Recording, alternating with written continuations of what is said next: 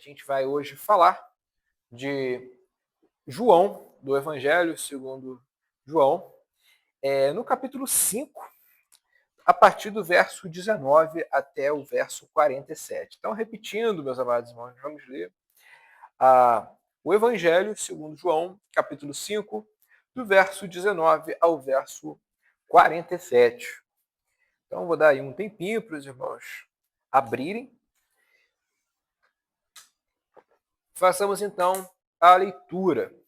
O verso 19 diz: Então lhes falou Jesus: em verdade vos digo que o filho nada pode fazer de si mesmo, senão somente aquilo que vir fazer o Pai. Porque tudo o que este fizer, o filho também semelhantemente o faz. Porque o Pai ama o filho e lhe mostra o que faz, e maiores obras do que estes lhe mostrará, para que vos maravilheis. Pois assim como o Pai ressuscita e vivifica os mortos, assim também o Filho vivifica aqueles a quem quer. E o Pai a ninguém julga, mas o Filho confiou todo o julgamento, a fim de que todos honrem o Filho de modo porque honram o Pai. Quem não honra o Filho não honra o Pai, que o enviou. Em verdade vos digo, quem ouve a minha palavra e crê naquele que me enviou, tem a vida eterna, não entra em juízo, mas passou da morte para a vida. Em verdade vos digo que vem a hora e já chegou em que os mortos ouvirão a voz do Filho de Deus, e os que ouvirem viverão. Porque assim como o Pai tem vida em si mesmo, também concedeu ao Filho ter vida em si mesmo, e lhe deu a autoridade para julgar, porque é o Filho do homem. Não vos maravilheis disto, porque vem a hora em que todos os que se acham nos túmulos ouvirão a sua voz e sairão. Os que tiverem feito bem para a ressurreição da vida, e os que tiverem praticado mal para a ressurreição do juízo. Eu nada posso fazer de mim mesmo, na forma porque ouço, julgo. O meu juízo é justo, porque não procuro a minha própria vontade, e sim a daquele que me enviou. Se eu testifico a respeito de mim mesmo, o meu testemunho não é verdadeiro. Outro é o que testifica a meu respeito, e sei que é verdadeiro o testemunho que ele dá de mim. Mandaste mensageiros a João, e ele deu testemunho da verdade. Eu, porém, não aceito humano testemunho. Digo-vos, entretanto, estas coisas para que sejais salvos. Ele era a lâmpada que ardia e alumiava, e vós quisestes, por algum tempo, alegrar-vos com a sua luz. Mas eu tenho maior testemunho do que João, porque as obras que o Pai me confiou para que eu as realizasse, essas que eu faço, testemunham a meu respeito de que o Pai me enviou. O Pai que me enviou, esse mesmo, é que tem dado testemunho de mim. Jamais tendes ouvido a sua voz, nem visto a sua forma. Também não destes a sua palavra permanente em vós. Não tendes a sua palavra permanente em vós, desculpa. Porque não credes naquele a quem ele enviou. Examinai as Escrituras, porque julgais ter nela a vida eterna. E são elas mesmas que testificam de mim. Contudo, não quereis vir a mim para terdes vida. Eu não aceito glória que vem dos homens. Sei, entretanto, que não tendes em vós o amor de Deus. Eu vim em nome de meu Pai e não me recebeis. Se outro vier em seu próprio nome, certamente o recebereis. Como podeis crer vós, os que aceitais glória uns dos outros e contudo não procurais a glória que vem do Deus único? Não penseis que eu vos acusarei perante o Pai. Quem vos acusa é Moisés, em quem tendes firmado a vossa confiança. Porque se de fato cresceis em Moisés, também creríeis em mim, porquanto ele escreveu a meu respeito. Se, porém, não credes nos seus escritos, como crereis nas minhas palavras? Amém. Esse é o texto, é a palavra de Deus. E como eu disse, a semana passada eu deveria ter exposto esse texto, né? E como soube exatamente no momento que o pastor Fábio falou que eu exporia a palavra, não tinha a mínima condição de expô-lo sem um preparo, até porque toda a palavra de Deus, ela tem o seu nível de complexidade, que exige estudo, exige exame e exige meditação. Né? Quando a gente prepara um sermão, a gente precisa ler, precisa meditar nele e precisa estar o máximo embasado para tratar da palavra de Deus. Uma das grandes críticas que eu tenho à maneira como as pessoas fazem teologia hoje é a falta de reverência. As pessoas não têm reverência pela palavra de Deus. A teologia é uma ciência sagrada, como diriam os teólogos do passado. Mas hoje você vê que existem podcasts por aí que fazem a teologia parecer um esporte, né? Até um ditado, né? Um aforismo de um determinado podcast aí que fala que teologia é esporte. Teologia não pode ser esporte. Teologia não pode ser hobby. Teologia precisa ser a maior das ciências, a mais importante das ciências. E nós, aqui na Igreja Presbiteriana, damos grande importância à teologia. E a teologia, como eu vivo dizendo, ela não é uma coisa abstrata, é uma coisa que perpassa as nossas vidas de maneira significativa. Há pouco, no nosso instituto, nós falávamos sobre como os antigos eles faziam teologia a partir da sua liturgia. Então você tem primeiro o culto e depois deste culto, dessa prática litúrgica, você tem a teologia elaborada. Então a gente vê que os antigos tinham um grande respeito pela teologia desde o princípio do cristianismo. E a teologia, ela nos serve de quê? Nos serve como uma maneira responsável, embasada em uma tradição cristã que se desenvolveu desde o tempo dos apóstolos até aqui, onde a revelação de Deus é abordada, é exposta, é ensinada por homens piedosos. E o texto que nós acabamos de ler é um texto extremamente complexo. É um texto que exige muito cuidado quando a gente fala dos temas aqui presentes, porque é um texto que ele fala da missão do nosso Senhor Jesus Cristo. Nosso Senhor Jesus Cristo aqui fala de quem ele é, de por quem ele veio e qual era a natureza do poder segundo a qual ele executava milagres. No texto anterior a este, Cristo cura um paralítico no sábado, o que foi visto pelos fariseus como um grande ultraje à concepção que eles tinham da lei de Deus. Porque, diferente do que eu já vi algumas pessoas falando, os fariseus eles não zelavam pela lei de Deus. A gente tem o imaginário de um fariseu como alguém que zelava pela lei. Mas a grande verdade é que quando a gente olha para as palavras de Cristo, nós vemos que em Cristo existiu o verdadeiro zelo pela lei. Os fariseus eram pessoas que distorciam a lei de Deus. Não existe uma única proibição na lei mosaica de fazer o bem no sábado. Quando você cura alguém de maneira milagrosa, alguém que estava há muito tempo numa situação triste, uma situação infeliz, que era a paralisia, você está fazendo um bem.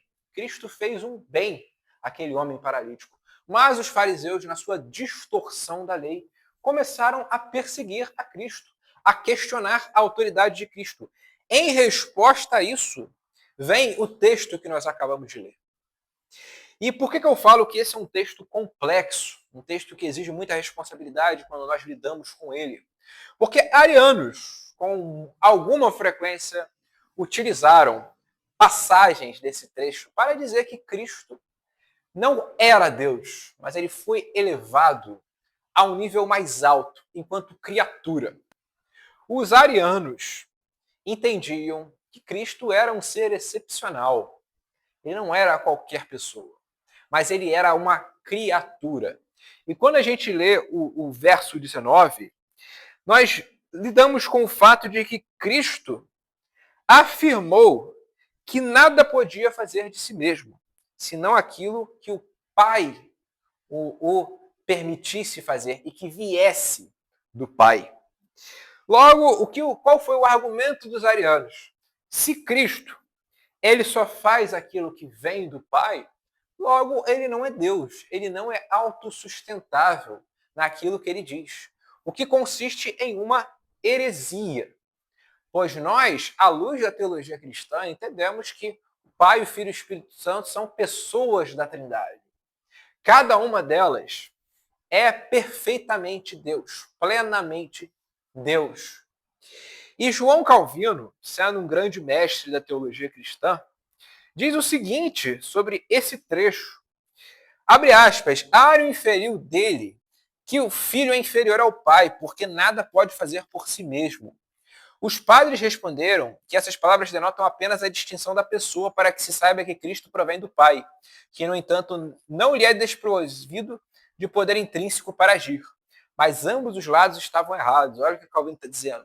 Pois o discurso não se refere à simples divindade de Cristo. E as afirmações que teremos a seguir não se relacionam por si só ao Verbo eterno de Deus, mas aplicam-se somente ao Filho de Deus, na medida em que ele se manifesta na carne. Em outras palavras, o que Calvino está nos ensinando aqui? Está nos ensinando que os arianos distorceram essa passagem.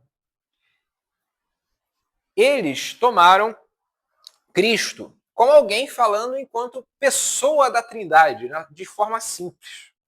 O Filho, como pessoa da Trindade de maneira simples, ele é autossuficiente enquanto Deus, ele é plenamente Deus. Mas aqui, Cristo não está falando meramente como segunda pessoa da Trindade, ele está falando como o Verbo encarnado, como Cristo. O que é Cristo? Cristo é Deus encarnado. É plenamente divino e plenamente homem. Neste aspecto, Cristo estava em perfeita obediência ao Pai. Existiu uma querela muito interessante dentro da teologia cristã em torno da heresia do monotelismo. O monotelismo é uma heresia que afirma que Cristo tinha uma única vontade, humana e divina. E a ortodoxia cristã questionou o monotelismo dizendo que, na verdade, não. Cristo não tinha uma única vontade humana e divina. Ele tinha duas vontades, uma vontade humana e uma vontade divina. E eu sei que eu posso estar me delongando em alguns meandros aqui, mas isso é essencial para entender o texto. Então a gente tem que parar com essa coisa de, não, cara, a Bíblia é simples. A Bíblia, ela é simplesmente você ler sem nenhuma base teológica para você entender. Não, isso está errado. É uma coisa que os evangélicos difundiram e têm difundido até hoje, que é profundamente equivocada. Para você entender textos como esse, que é um texto que muita gente lê, você precisa de alguma base teológica. E é o que a gente procura trazer aqui. A ortodoxia cristã afirmou que Cristo tem duas vontades. Uma divina, que é perfeitamente a do Pai, porque nós temos que entender que a Trindade é uma essência e três pessoas. É a perfeita unidade dentro da Trindade. Mas Cristo também era homem. E quando você vê a oração do nosso Senhor no Getsemane, o que ele diz? Seja feita a tua vontade para o Pai. Mas o que é Cristo falando isso? Seja feita a tua vontade. Ele não era Deus? Ele está falando enquanto homem. Então, o que a ortodoxia cristã afirmou? O diotelismo. Cristo tem duas vontades, uma concernente à sua natureza divina, uma concernente à sua natureza humana. E elas convergem, porque Cristo, além de ser o sacrifício perfeito, ele foi o homem perfeito. Ele venceu onde Adão foi derrotado. Adão foi persuadido por Eva, que foi persuadida pela serpente, e caiu. Nosso Senhor Jesus Cristo venceu. Quando nós vemos Cristo orando, seja feita a tua vontade, não a minha, ele está, primeiro, vencendo o pecado. E segundo, ele está nos mostrando como nós devemos agir. Nós devemos andar como Cristo andou. Só que os judeus, eles não viam em Cristo nada mais do que um homem. Eles olhavam, talvez seja um homem até com algumas qualidades, um homem eloquente, um homem que tem algo a dizer. Mas Cristo se afirmava muito mais do que um homem. Ele se afirmava alguém que realizava milagres, realizava prodígios, que inclusive questionavam o que os fariseus, os mestres da lei achavam o que é correto, mediante um poder divino. Há em Cristo alguém que cumpre a vontade do Pai de maneira perfeita. No verso 20, nosso Senhor diz que é amado pelo Pai. E, de novo, essa afirmação na concepção de João Calvino se refere ao verbo revestido de carne, ou seja, ao verbo encarnado. Em Mateus capítulo 3, verso 17, nós temos a ocasião em que o pai diz sobre o filho: este é meu filho amado, em quem eu me comprazo. E nós temos aqui um atestado de que o pai ama o filho, ou seja, Cristo é amado de Deus. E mais do que isso, Cristo diz algo aqui extremamente bombástico para os fariseus. Ele fala que o pai lhes mostra tudo o que faz. Você já imaginou algum profeta no Antigo Testamento, ou o próprio João Batista, que nosso Senhor Jesus Cristo diz ter sido o maior dos profetas, nascido de mulher, dizendo que Deus lhe mostra tudo o que faz? Cristo está falando isso aí para os fariseus, falando, O Pai mostra para mim tudo o que ele faz. E quando Cristo diz que o Pai lhe mostra tudo o que ele faz, significa que o Pai lhe comunica tudo o que faz. Então, a única maneira de conhecer a Deus de maneira plena, de maneira perfeita, dentro do que a nossa criaturalidade, a nossa condição de criatura possibilita, é em Cristo. Por isso que o apóstolo Paulo vai falar em Colossenses que em Cristo estão escondidos os segredos da sabedoria e da ciência. Nós só podemos conhecer a Deus através de Cristo. Não tem outro caminho. Você não conhece a Deus através de Buda, através de Maomé, através do Papa. Você conhece única e exclusivamente através de Cristo.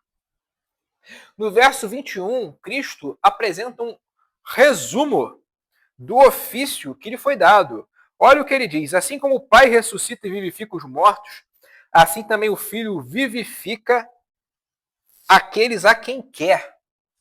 Cristo aqui faz um resumo de seu ofício como autor da vida.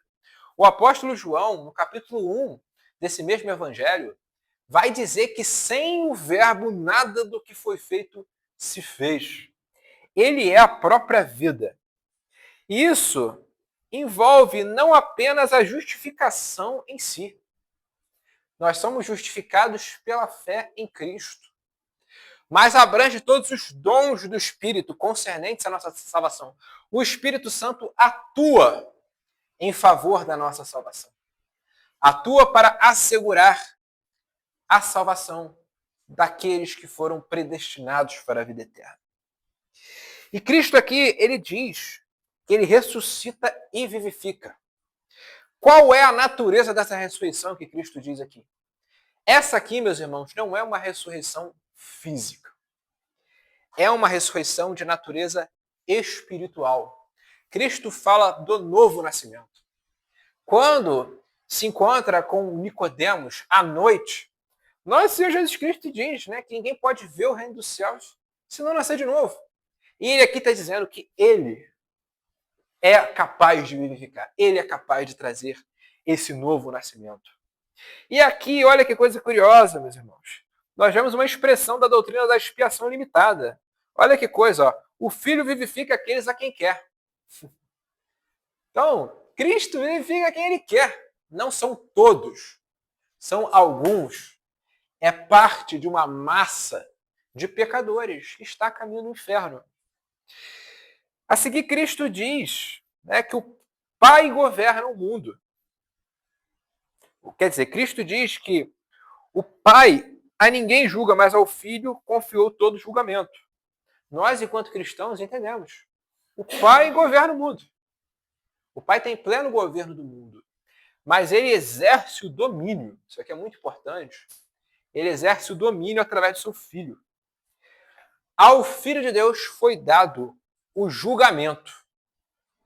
Quem julga tem o quê? Tem autoridade para julgar. Então, se você tem um juiz hoje, a gente olha para a nossa justiça brasileira, né? Que é muito mais uma injustiça do que qualquer outra coisa, né? Quem assegura o poder de determinada pessoa julgar? A autoridade que lhe foi imbuída. Então, Cristo, para julgar, precisa ter autoridade. E ele tem autoridade para julgar, que lhe foi confiada pelo Pai. A finalidade disso, João Calvino vai dizer, é que todos honrem o Filho, em consonância com o próximo verso, ó, a fim de que todos honrem o Filho, de modo que honram o Pai. Isso não implica que Deus esteja ocioso no céu. Deus não está fazendo nada no céu e entregou tudo para Cristo. Ele age, mas ele determinou como um meio a partir do qual o domínio é perpetrado através do seu Filho, Jesus Cristo, que o Verbo encarnado. Cristo deve ser reconhecido por todos os povos, todas as nações, todas as raças.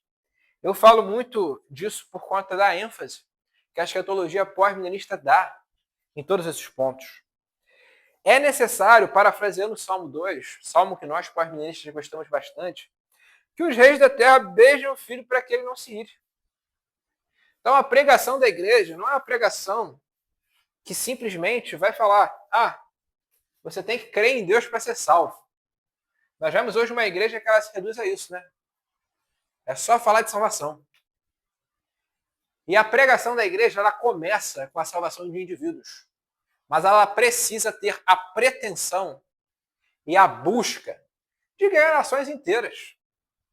A mensagem da igreja não é simplesmente uma mensagem de se arrependa enquanto indivíduo, mas é uma mensagem de arrependam-se enquanto nações. Cristo quer que o Brasil reconheça como Senhor. E nós, enquanto igreja, devemos querer isso. Nós devemos querer um Brasil cristão. E quando eu digo Brasil, eu não estou me referindo necessariamente à unidade política, jurídica atual. Nações surgem e são colapsadas. Pode ser que o Brasil colapse em algum momento, mas as pessoas que estão hoje naquilo que hoje nós chamamos de Brasil, precisarão, em algum momento, admitir Cristo como Deus, admitir que Cristo é Senhor. E o papel da igreja é pregar. É pregar para que essas pessoas se arrependam e para que as nações, a seu tempo, reconheçam o senhorio de Cristo. Essa é a mensagem da igreja. É uma mensagem de domínio total. Não é uma mensagem meramente que busca salvar pessoas de um colapso iminente. A igreja deve buscar um domínio total. O domínio que foi dado a quem? A Cristo. Nós somos embaixadores de Cristo. Quem não honra o Filho, não honra o Pai. A única maneira de você honrar a Deus é você honrar o seu Filho, Jesus Cristo. Com isso, a gente entende de maneira muito clara quão grave é a heresia da Igreja Católica Romana do século XXI em dizer que judeus, muçulmanos, cristãos adoram o mesmo Deus. Mas não adoramos o mesmo Deus. Judeus e muçulmanos adoram uma caricatura de Deus. Adoram um ídolo. Judeus e muçulmanos não honram o Deus de Abraão. E sabe que coisa curiosa, meus irmãos? A gente fala isso hoje, né? Parece que é uma constatação mirabolante da nossa parte. Né? E hoje, para você falar algo que seja verdadeiramente conservador e ortodoxo do ponto de vista reformado, parece que você está dizendo uma coisa que é absurda. Mas olha que coisa curiosa. Eu cheguei a esse insight quando eu estava lendo o texto, né? Meditando sobre o texto, e eu fui ver depois os comentários de João Calvino, porque eu acredito que uma boa prática quando a gente faz um sermão é primeiro ler o sermão, ler a passagem e tentar, a partir do nosso conhecimento, deduzir o que o Senhor está nos ensinando com ela. Mas, a partir daí, a partir do momento que você tem a primeira leitura do texto, você começa a deduzir o que o texto está dizendo, é interessante você ir para grandes mestres da fé, né? Para os pais da igreja, para os reformadores, para grandes teólogos. E João Calvino percebeu isso que eu estou falando séculos antes. Olha o que ele diz. Maometanos e judeus, de fato, adornam com títulos belos e magníficos o Deus a quem adoram. Mas devemos lembrar que o nome de Deus, quando separado de Cristo, nada mais é do que uma vã imaginação. Ou seja, gente, os judeus, eles não adoram o mesmo Deus que a gente. Eles adoram uma caricatura de Deus. Eles adoram um ídolo. A mesmíssima coisa se aplica aos muçulmanos. Eles adoram um falso Deus. Olha o que Calvino vai dizer. Portanto, quem deseja que sua adoração seja aprovada pelo verdadeiro Deus, não se afaste de Cristo. Só é possível honrar a Deus e adorar a Deus em Cristo. Alguns poderiam me perguntar o seguinte: Gabriel, mas como que você diz que os judeus não adoram o mesmo Deus que a gente? E aqueles que viveram no Antigo Testamento ainda não tinha Cristo. E eu respondo: ainda não havia Cristo manifesto, dado, mas havia o Cristo prometido. Em outra ocasião, nesse mesmo evangelho, e o evangelho de João é maravilhoso, que você vê todos os temas se entrelaçando com uma riqueza enorme. Cristo diz, né, que Abraão viu o dia dele e se alegrou. Cristo diz que os líderes religiosos, os judeus que o criticavam, eram filhos do diabo.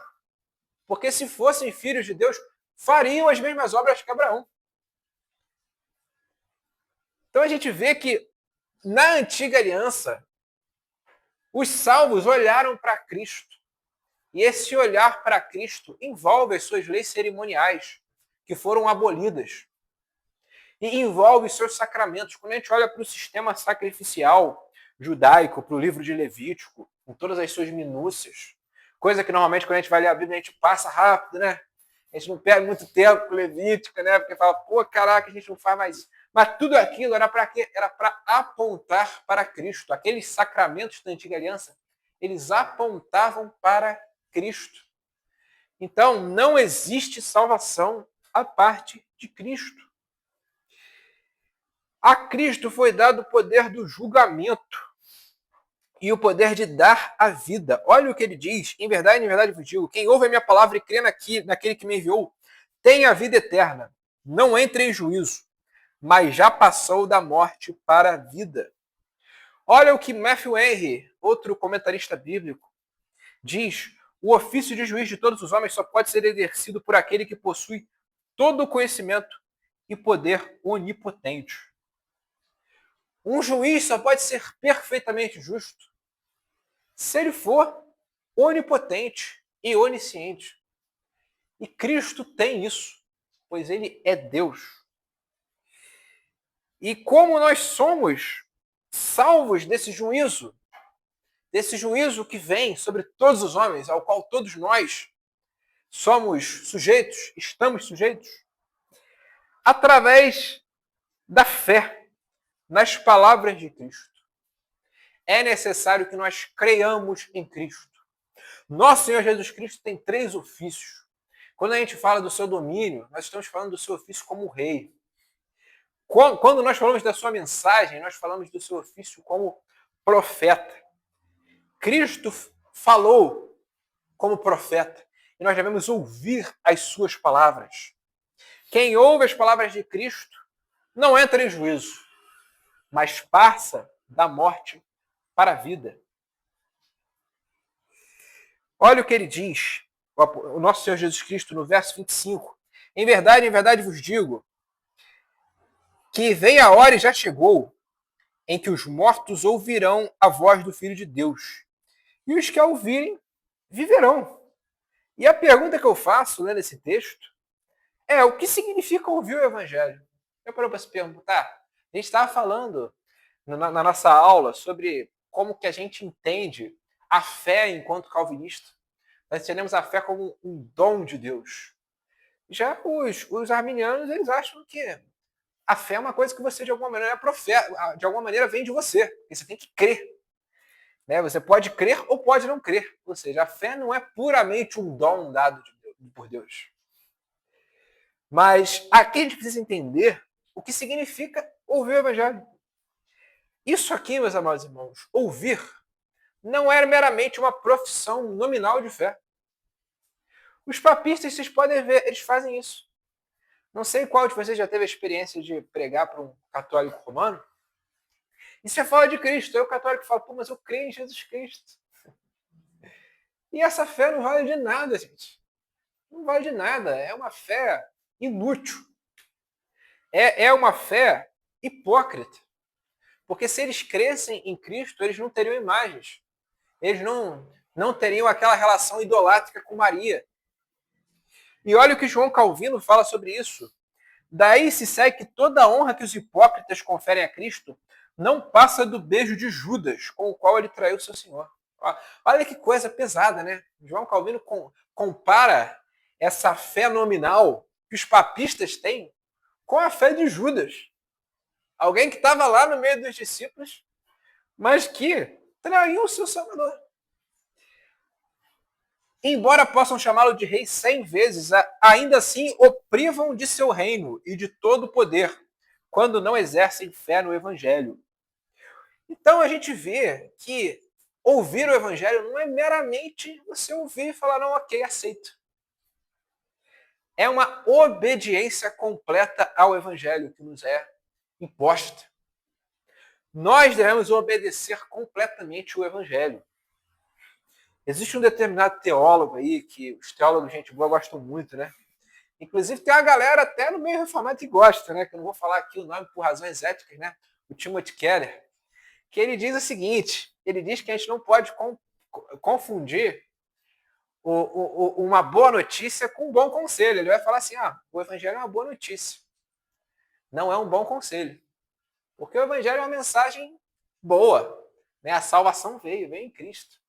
E eu tenho que dizer para vocês, meus irmãos, aqui reconhecendo, o Timothy Keller fala coisas que são corretas, fala coisas boas. Então eu acho que tudo dele tem que ser jogado fora. Mas isso aqui é a minha verdade. E poucas coisas são tão perigosas quanto a minha verdade. Sabe por quê? Porque se você for estudar a fundo, né, a origem da palavra evangelho, que vem do grego evangelion, isso de fato significa boa notícia. Mas como que os romanos do tempo de Jesus entendiam evangelho, evangelion?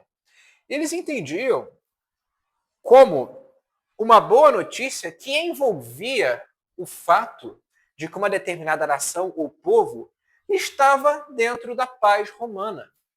Então você pensa que o Império Romano ele dominava uma determinada província. Ia lá, esmagava os exércitos adversários e dominava aquela província. Os arautos romanos chegavam num determinado lugar e falavam, tem uma boa notícia para vocês, vocês agora estão dentro do Império Romano. Vocês agora estão sob a Pax Romana. É daí que nosso Senhor Jesus Cristo diz, a minha paz vos dou, não a dou como a dá o mundo. Então nós, enquanto cristãos, estamos sob a paz de Cristo. Nós fomos dominados por Cristo. O evangelho tem total ligação com o domínio. Não existe evangelho sem domínio. Você dar uma boa notícia é você afirmar o domínio de Cristo. Sabe o que acontecia? Olha que coisa curiosa. Sabe o que acontecia quando Roma dominava um lugar e alguém se recusava a submeter a Roma? Era esmagado. Era destruído. Porque o que é alguém contra o Império Romano? Um dos maiores impérios que já existiram. No tempo de Cristo foi o maior império que existia. Então, a gente precisa entender a Escritura como algo que afirma uma verdade que não deve ser suscetível ao arbítrio humano, ao julgamento humano, às ideias modernas que nós temos de tolerância. Não. Cristo ele faz uma afirmação categórica. Ele se afirma divino. Ele se afirma alguém que realizava o que realizava pelo poder do Pai. Calvino, em consonância com tudo isso que eu estou falando, sabe como é que ele descreve o Evangelho? O Evangelho é um cetro na mão de Cristo, pelo qual ele governa os crentes. O Evangelho não é meramente uma boa notícia, no sentido que Timothy Keller e outros falam. O Evangelho ele tem tudo a ver com domínio. Nós estamos sob a paz de Cristo, nós somos regidos pelo cetro de Cristo. Os mortos que ouvirem a Cristo o ouvem no sentido espiritual. Cristo veio para trazer vida ao que se havia perdido. Esse é o papel do Filho do Homem. Ele veio trazer vida ao que estava morto. E a graça de Cristo, meus amados irmãos, é uma verdadeira ressurreição dentre os mortos. Eu creio em milagres. Creio que nosso Deus ele age de maneiras providenciais. A Confissão de Fé de Westminster vai dizer no capítulo 5 que Deus é livre. Deus estabelece meios ordinários, mas ele é livre para agir sem esses meios ordinários, sobre esses meios ordinários e contra esses meios ordinários. Se você pegar o que os Covenanters, os autores da Confissão de Fé de Westminster escreveram, eles acreditavam que Deus pode fazer milagres, Deus pode realizar prodígios, Deus pode realizar coisas extraordinárias, que nem cabe aqui eu detalhar. Mas vai ver o que eles falaram. Deus, ele age de maneiras extraordinárias. Nós temos que parar com uma determinada propensão, mediante algumas autoridades do meio reformado, algumas até que escreveram coisas boas, mas que se equivocaram na providência de Deus, e dizer que Deus praticamente não realiza milagre hoje. Deus não opera de maneira sobrenatural hoje. E é claro que opera, a nossa confissão de fé diz isso. Não obstante, dito tudo isso que eu falei, nós não podemos banalizar a salvação. Porque a salvação é definitivamente um milagre. E olha o que dizem os cânones de Dort, que nós estamos estudando no nosso instituto, nos capítulos 3 e 4, no artigo 12. A gente leu isso esses dias. Olha, ao contrário, a regeneração é uma obra sobrenatural, poderosíssima e, ao mesmo tempo, agradabilíssima, maravilhosa, misteriosa e indizível. De acordo com o testemunho da Escritura inspirada pelo próprio autor desta obra, a regeneração não é inferior em poder à criação ou à ressurreição dos mortos. Olha o que os cânones estão dizendo, um símbolo de fé da igreja presbiteriana.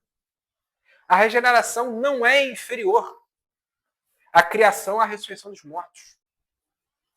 A ressurreição espiritual, em outras palavras, a conversão, é um verdadeiro milagre. Através do Espírito Santo, Cristo fala aos nossos corações.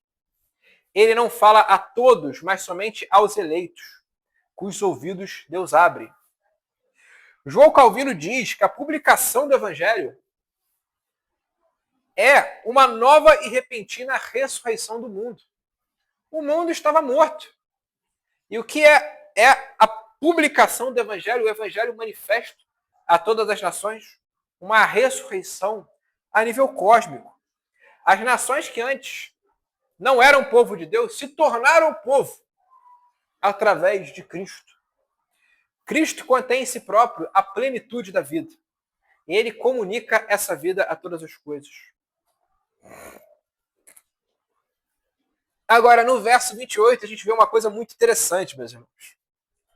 Porque Cristo diz que haverá a hora em que todos os que se acham em túmulos ouvirão a voz do Filho do Homem. E aqui a gente nota um ponto muito interessante, né? Porque até então a gente está falando de ressurreição espiritual.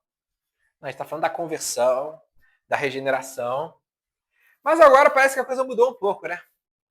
E se você teve essa impressão, quando você leu o texto, se você leu de maneira atenta, ela é correta.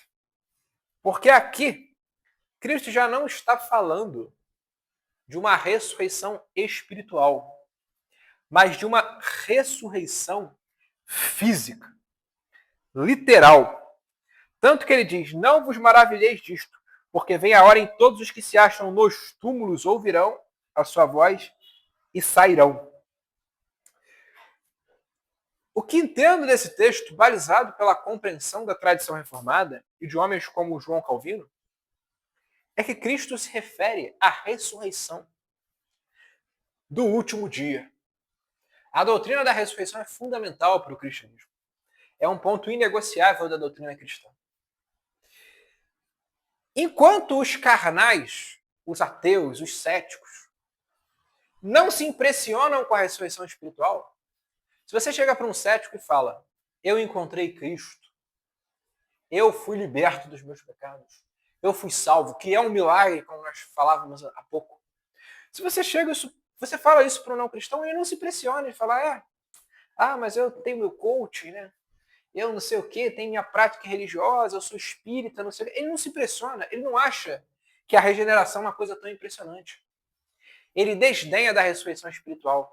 Mas vai existir uma ressurreição que essa sim vai impressioná-los todos, vai quebrar a vaidade deles, vai quebrar a arrogância deles, vai esmagá-los, que é a ressurreição carnal.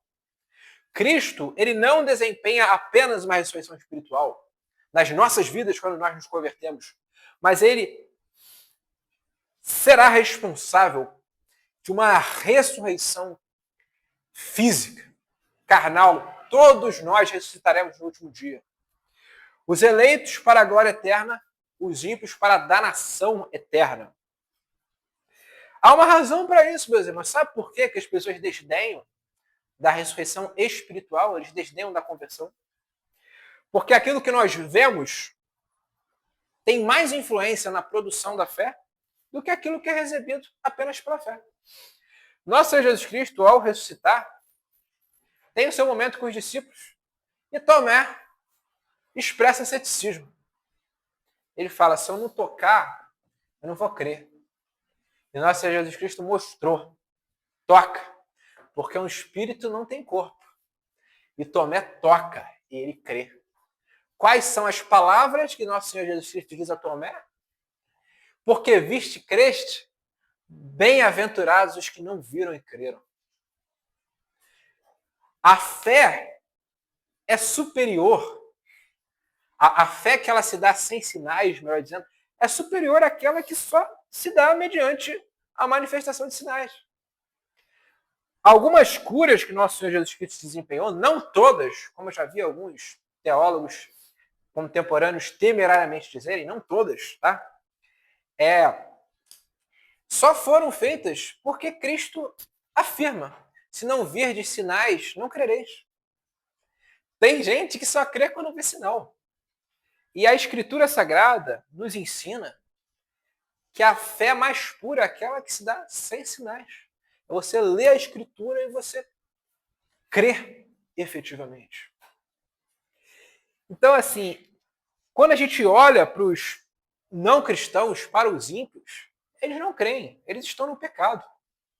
Eles vivem conforme as suas inclinações pecaminosas e vivem sob as potestades do ar, parafraseando aqui o apóstolo Paulo.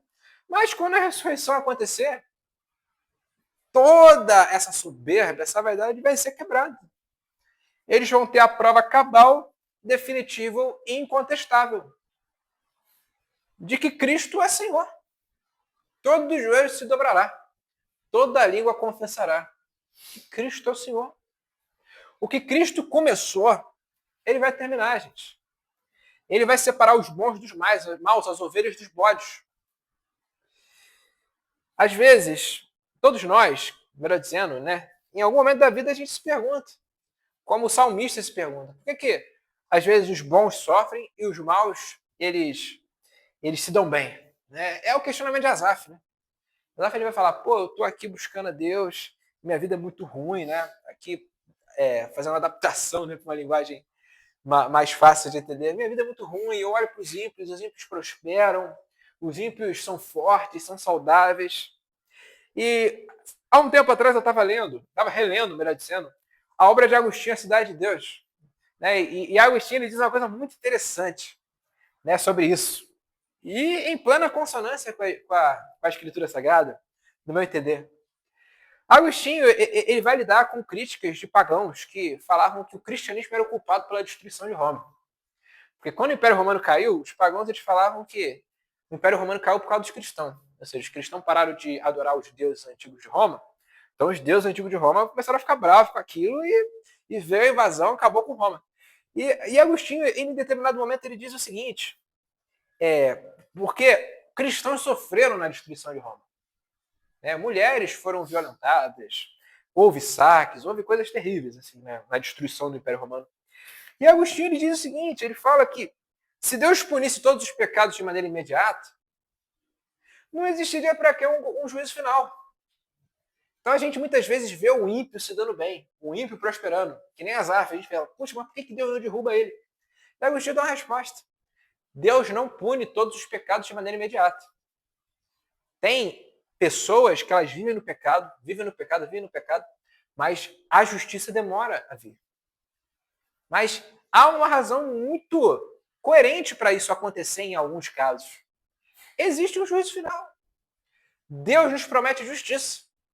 Mas essa justiça só vai ser dada de maneira plena no juízo final. Então você, por alguma razão, entende que alguém fez alguma injustiça contra você? Pode ter certeza, a justiça vai ser feita. Vai ser feita em algum momento. Pode não ser feita aqui, pode ser feita no juízo final, mas será feita. E o que Agostinho diz? Agostinho diz que se Deus punisse tudo na hora, não existiria razão para o juízo final. Mas, em contrapartida, Vamos para o extremo oposto. Deus não pune nada agora. Você vê as pessoas fazendo mal e todo mundo prosperando. Se fosse assim, ninguém acreditaria na providência. As pessoas parariam de acreditar em Deus se Deus fosse deixar tudo para o juízo final. Então, assim, Deus, em muitos momentos, em muitas ocasiões, ele age, ele julga, ele faz justiça. Então, meus amados irmãos, a gente precisa colocar o elemento do juízo final na nossa visão de mundo, na nossa maneira de ver as coisas. Nós temos que entender que a ressurreição de mortos é uma realidade. Ela vai se manifestar. E os ímpios serão julgados. Mais do que isso, nós teremos as nossas obras julgadas. Que fique bem claro, nós não somos justificados por elas. As obras não são a causa da nossa salvação, mas elas vão sim ser julgadas. Nosso Senhor Jesus Cristo diz que nós prestaremos contas de cada palavra ociosa que dissermos. Isso é uma coisa que é para arrepiar a gente. É para deixar a gente consumido de temor. E maldita hora que as pessoas pegaram a palavra temor e transformaram ela como meramente reverência. Temor envolve reverência, mas é muito mais do que isso. Temor é um verdadeiro terror, cara. Eu gosto muito da palavra que a língua inglesa usa para temor. Em inglês se diz horror fear. É como se fosse medo sagrado. É o que a gente tem que ter de Deus. A gente tem que ter um medo santo de Deus. Você não tem que ter medo do diabo, não. Eu no meu trabalho, eu lido com muitos crentes, né? Tem muita gente lá no meu trabalho que é crente. E às vezes eu falo algumas coisas do diabo, o pessoal, nossa, não sei o que é o diabo. Cara, você não tem que ter medo do diabo, não, cara. Você não tem que ter medo nenhum do diabo. Crente não tem que ter medo do diabo. A gente tem que ter medo de Deus. Porque quando Cristo diz isso, ele diz com essa intenção. Cristo diz em outra ocasião que a gente tem que temer, não os homens que podem matar o corpo e não podem fazer nada com a alma, mas temer a Deus, que ele, além de destruir o corpo, pode jogar a alma no inferno. A gente tem que ter esse medo santo de Deus. Prosseguindo, gente, eu vou correr aqui, porque esse texto é bem longo, né? A gente ainda está no verso 31, mas eu não vou me alongar muito aqui para não cansar os irmãos, né? Cristo diz que ele não testificava de si mesmo. Isso aqui não é um demérito do seu próprio testemunho. Porque Cristo tinha autoridade para testificar de si próprio. Ele era Deus. Quem maior que o próprio Cristo como autoridade terrena? Mas João Calvino vai dizer que Cristo faz isso a título de concessão. Nosso Senhor Jesus Cristo, na visão de Calvino, estava renunciando ao seu direito de afirmar a si próprio como dotado de uma, como eu vou dizer, né, de uma autoridade para persuadir os seus inimigos da sua autoridade. Então é como se você tivesse, né, alguém, um presidente, né, reivindicando o fato de que outras pessoas reconhecem a sua autoridade para que ele se afirme presidente e não usasse o próprio título para se fundamentar como autoridade. Isso pode ser feito. Esse exemplo que eu dei é um exemplo que se aplica bem ao que Cristo fez. Você vê o próprio cabeça da igreja, né, o próprio objeto da fé dos antigos, utilizando um argumento para fundamentar a sua autoridade, para persuadir seus oponentes. E dos versos 32 ao verso 36, Cristo acusa os judeus de terem mandado mensagens a João Batista. E, diante dessas mensagens, porque o que João Batista disse para os judeus? Que Jesus era o Cristo, era o Messias prometido. Mas mesmo assim, os judeus deixaram de acreditar no testemunho de João. Isso é uma coisa séria, porque Cristo chama João Batista de uma lâmpada ardente. Em outra ocasião, nosso Senhor vai falar que João Batista foi o maior profeta nascido de mulher.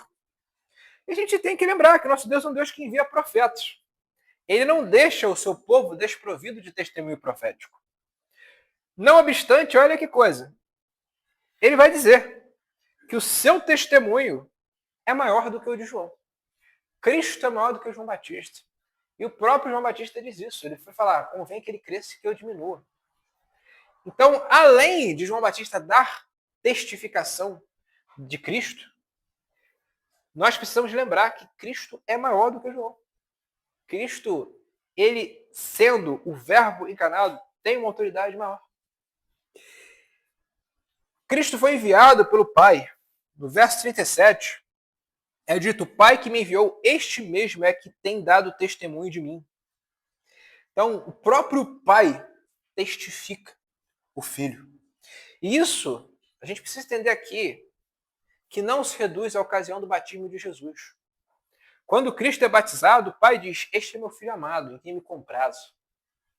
É fato, isso é uma testificação do ministério de Jesus. O ministério de Jesus começa no seu batismo. Mas essa testificação que se dá pelo Pai é muito anterior. Ela vem desde os dias antigos, por meio dos antigos modos de revelação, como diz a nossa Confissão de Fé de Westminster no capítulo 1, o parágrafo 1. Deus falou através de profetas. Deus falou através da sua revelação especial, que foi cristalizada, compilada nas Escrituras Sagradas. E os judeus tinham as Escrituras. Escrituras que davam testemunho de Cristo. E isso nos leva ao próximo ponto, nos versos 38 ao verso 39. Nosso Senhor Jesus Cristo diz que não crer nos Filhos é não crer no Pai. Olha o que ele diz, também não tendes a sua palavra permanente em vós, porque não credes naqueles a quem ele enviou. Cristo foi enviado pelo Pai. Logo, se você rejeita o Filho, você rejeita também o Pai. E olha, e no verso 39, ele vai evocar as Escrituras e dizer que nelas está a vida eterna. As Escrituras Sagradas, meus amados irmãos, é completamente cristocêntrica. Ela aponta para Cristo plenamente. Toda a Escritura aponta para o nosso Senhor Jesus Cristo. Nós encontramos Cristo nas Escrituras. Não é no magistério da igreja presente, como pensam os papistas. É nas Escrituras. Nas Escrituras você encontra Cristo. Olha o que Matthew Henry diz no seu comentário. Devemos examinar as Escrituras em busca do céu como nosso grande fim, pois nelas pensamos ter a vida eterna. Devemos examinar as Escrituras em busca de Cristo, como um novo e vivo caminho que conduz a esse fim. Então, onde a gente encontra Cristo? Nas Escrituras. As Escrituras dão testemunho de Cristo. Só que os judeus rejeitaram o próprio testemunho das Escrituras. E existe uma razão para isso. Uma razão. Os judeus não iam a Cristo porque simplesmente não queriam, estavam mortos em seus pecados. Nosso Senhor Jesus Cristo diz que os judeus não tinham o amor de Deus. Eles não amavam a Deus. Ninguém ama a Deus sem reconhecer o Filho. Sem Cristo, eu digo mais, irmãos, não é possível amar a Deus hoje. Se uma pessoa ela diz que ama a Deus e não reconhece Cristo, essa pessoa não ama a Deus. A verdade é essa. Cristo veio em nome do Pai e os judeus não o receberam. A consequência é, se outro viesse em seu próprio nome, eles o receberiam. E com isso eu aprendo uma coisa muito importante. Quem não ouve o Filho necessariamente segue falsos profetas. Você conhece alguém que rejeita Cristo? Essa pessoa certamente segue um falso profeta. Alguns podem utilizar a alcunha de cristãos, como é o caso do Papa. O Papa é um falso profeta. Outros não se vendem como profetas, como cristãos, como gente que crê em Deus. Mas são intelectuais, são grandes pensadores. Os ateus vão ouvir Charles Darwin, vão ouvir Richard Dawkins, vão ouvir os mentirosos do nosso século, que contam mentiras, que obscurecem a verdade, que vão inventar que não existe um Deus, suprimindo algo básico ao ser humano. Porque João Calvino ele vai dizer que o homem, seja ele cristão ou não, ele tem a semente da religião dentro dele. Os sensos divinatos. O homem tem um senso do divino. Mas os ateus eles são tão estultos que eles suprimem um conhecimento elementar. O apóstolo Paulo vai dizer em Romanos 1 que os atributos de Deus são manifestos para todo mundo ver. Seja cristão, seja não cristão. Então, quando você não ouve o filho, você não se rende ao filho, você não beija o anel do filho, você segue falsos profetas. Por último, meus irmãos, para a gente encerrar, do verso 45 ao verso 47, Cristo diz uma coisa muito importante, né, que a gente já tocou, e aqui não cabe a gente se alongar muito. Cristo vai reivindicar a autoridade de Moisés como a autoridade que o apontou, que o testificou. E mais, olha o que ele diz. Não pensei que eu vos acusarei perante o Pai. Quem vos acusa é em Moisés, a quem tendes firmado a vossa confiança.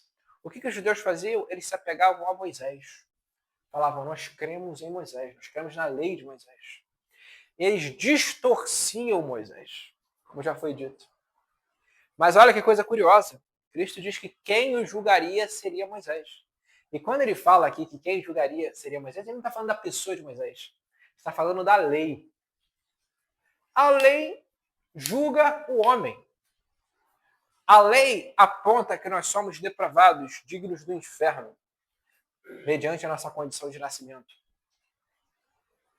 A lei condenava esses judeus que negavam Cristo. E mais, Cristo diz, se de fato cresceis em Moisés, também crereis em mim, porque ele escreveu a meu respeito. Moisés disse que Deus levantaria um profeta como ele e que deveria ser ouvido.